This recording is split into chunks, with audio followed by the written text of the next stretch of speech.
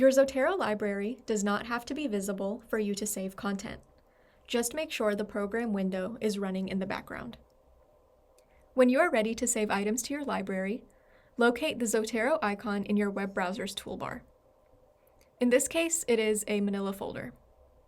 This icon will change depending on the type of content you are looking at. For instance, a journal article, book, or video.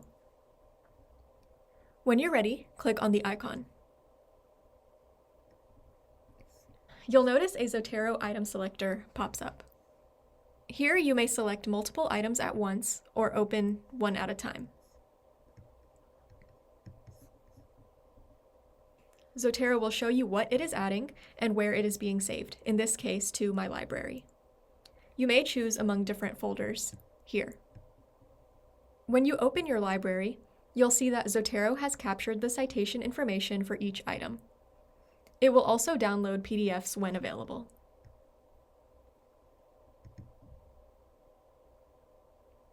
And PDFs can be viewed right from your Zotero window.